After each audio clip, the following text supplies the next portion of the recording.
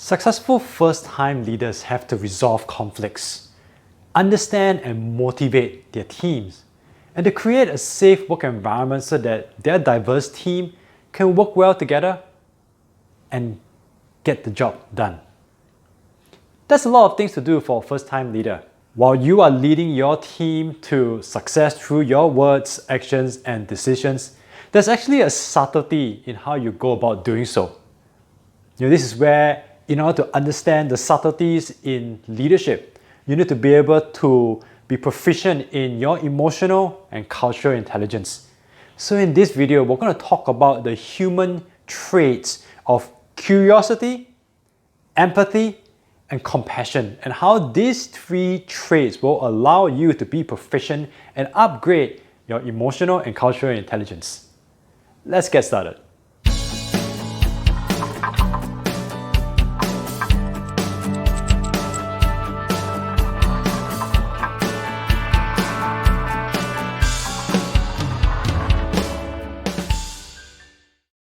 This video is based off Principle 16, Are You Intelligent?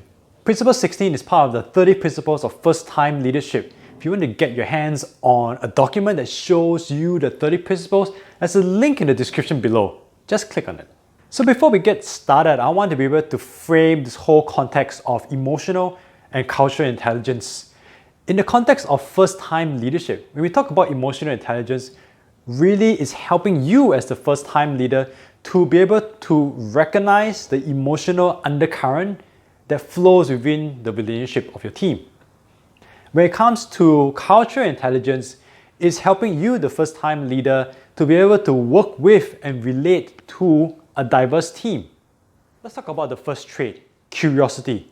Curiosity is your superpower because it allows you to find out what's happening beneath the surface, and also to be interested in the concerns of your team. Now, why should you be concerned about what's concerning your team? Because their concerns will ultimately impact your success as a leader. So if you're not interested in the messages that you should be receiving, then you're not getting the bits of information that is required for you to be a successful first-time leader. These subtle messages could be in the form of concerns, feedbacks, alternative ideas, work-related stresses, low productivity. It could be things that you look around and you wonder what's really going on. Being able to understand and to be curious about all these subtle messages gives you the opportunity to understand the emotional undercurrent that's going on within your team. Because often at times, you can't just take responses or what you see at face value. You have to be curious enough to find out. And curiosity is really the first step to allow you to be a more emotionally and culturally intelligent leader. So the second trait that we're going to talk about is empathy, which is the ability to understand and share in the feelings of others. Let me give you an example. Every word, action, and decision that you make as a leader impacts this delicate emotional balance in your team. So if you were to give a work opportunity to one team member and not offer that same job opportunity to others, then it affects the emotional balance. Why? Because your team members are going to view that action, that decision, based on how they see it, and that affects that balance. While it's not your responsibility to manage the emotions of your team, you have to be aware that the emotions of your team members will affect the team down the road. So it's much better for you to be aware of how your words, actions, and decisions and how your leadership is going to impact that emotional balance in your team so that then you can be ready to deal with the issue when it comes up. And that's why it's important to be clued in to the emotional undercurrent of your team. And the way to do that is to be curious. First, you got to be curious that there is actually this emotional undercurrent going on. And that there are hidden messages or the subtle meanings behind the words that people say, and that you got to be curious to want to find out. And then once you're curious, you can exercise empathy to be able to tap into how people are feeling.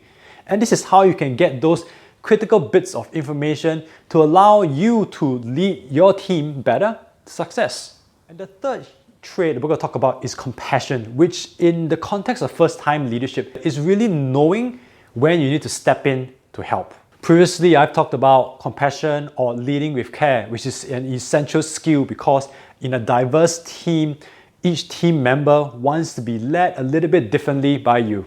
So one reason why compassion is such an underrated yet often used trait and skill by successful leaders is that leadership isn't always about just facts and figures and staying logical and rational. Sometimes leading others means making decisions and taking actions that are best for the people, not just for business results. And the only way that you can do that is that first you got to be curious about this emotional undertone, that emotional balance within your team. Be able to exercise then your empathy to knowing and understanding how other people feel. And when you can relate to how your diverse team is feeling, then you will be in a position to be able to apply compassion to your leadership. If you've gotten value out of this video so far, really appreciate if you hit that like button. It helps us out with the YouTube algorithm. At the same time, if you're not subscribed to us, do click that subscribe button so that you can get more videos to help you with your first-time leadership journey. Sometimes we ask ourselves, why is it that some leaders seem to know the right words to use or to take the appropriate action or make the best decision that seems to connect with the people in the organization? It's because they are using the traits of curiosity, empathy, and compassion. And when they can apply those three traits, it allows them to be emotionally and culturally intelligent. Curiosity allows you to be curious about the concerns of others.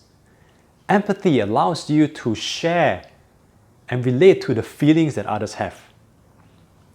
Compassion, in the context of first-time leadership, is knowing when you need to step in to help. And that help can be in the form of support or guidance. As a first-time leader, emotional intelligence allows you to recognize the emotional undercurrent that runs in your team. Cultural intelligence allows you to relate to and work with a diverse team. It's when you're able to apply the traits of curiosity, empathy, and compassion. That's when it enhances your ability to lead. So that's it for this video. I'm Daniel Lee from First Time Leadership. I'll see you soon.